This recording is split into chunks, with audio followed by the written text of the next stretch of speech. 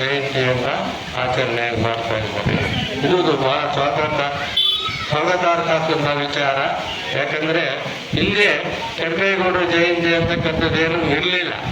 ಆಗ ಸರ್ಕಾರ ಇದನ್ನು ಅಧಿಕೃತವಾಗಿ ಜೂನ್ 27ರಂದು ಈ ಜಯಂತಿಯನ್ನು ಆಚರಣೆಯನ್ನು ಮಾಡಬೇಕು ಅನ್ನೋದು ನಮ್ಮ ಸಮುದಾಯದ ಎಲ್ಲ ರಾಜಕೀಯ ನಾಯಕರು ಒಂದು ಒಗ್ಗೂಡಿ ಈ ಒಂದು ಕೆಂಪೇಗೌಡ ಜಯಂತಿಯನ್ನ ಆಚರಣೆ ಮಾಡ್ತಕ್ಕಂಥದ್ದು ನಮಗೆ ಬಹಳ ಸಂತೋಷಕರವಾದಂಥ ವಿಚಾರ.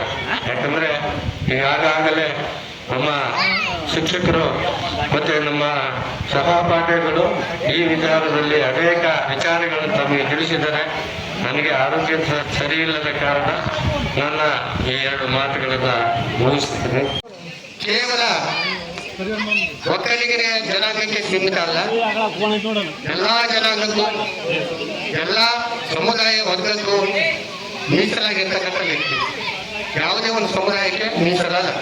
ನಾವು ಅಂದ್ಕೊಂಡಿದ್ದೀವಿ, ಬಹಳ ತಪ್ಪಾಗಿ ತಿಳ್ಕೊಂಡಿದ್ದೀವಿ ನಾವು.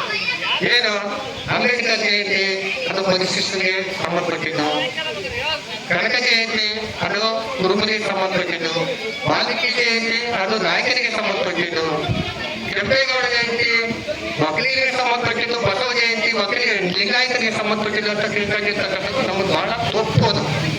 ಇವ್ರು ಯಾರು ಆಯಾ ಸಮುದಾಯಕ್ಕೆ ಸಂಬಂಧಪಟ್ಟಿಲ್ಲ. ಇಡೀ ನಾಗರಿಕ ಸಮುದಾಯಕ್ಕೆ, ಇಡೀ ಸಮಾಜಕ್ಕೆ ಇವರು ಒಂದು ಆಸ್ತಿ.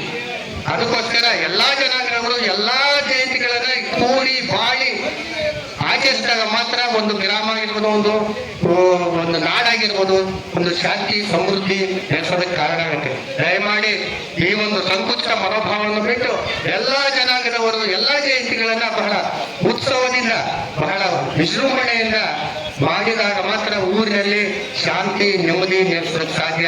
ದಯವಿಟ್ಟು ಯಾರು ಅನ್ಯತಾ ಭಾವಿಸದೆ ಯಾವುದೇ ಸಮುದಾಯವನ್ನ ಓಲೈಸೋದಾಗ್ಲಿ ಅಥವಾ ಯಾವುದೇ ಸಮುದಾಯವನ್ನ ಎನ್ಲೈಟ್ ಮಾಡೋದಾಗ್ಲಿ ಮಾಡಕ್ ಹೋಗ್ಬೇಡ್ರಿ. ಎಲ್ಲಾ ಸಮುದಾಯಗಳು ಒಂದೇ, ಎಲ್ಲಾ ಜನಾಂಗಗಳು ಒಂದೇ, ಎಲ್ಲರೂ ಒಂದೇ, ನಾವೆಲ್ಲ ಒಂದೇ, ಮಾನವ ಕುಲಕ್ಕೆ ಸಂಬಂಧಪಟ್ಟವರು, ಮಾನವ ಕುಲಕ್ಕೆ ಸೇರಿದವರು ಅಂತ ಹೇಳಿ ನಾವು ತಿಳ್ಕೊಂಡು ಜೀವನವನ್ನ ನಡೆಸಿದಾಗ ಮಾತ್ರ ಆ ಗ್ರಾಮದಲ್ಲಿ, ಆ ಊರಿನಲ್ಲಿ ಶಾಂತಿ ನೆಮ್ಮದಿ ನೆಲೆಸುತ್ತೆ ಅಂತ ಹೇಳ್ತಾ ಈ ಸಂದರ್ಭದಲ್ಲಿ ಮಾತಾಡೋದಕ್ಕೆ ಅವಕಾಶ ಕೊಡುತ್ತೆ ಎಲ್ಲಾ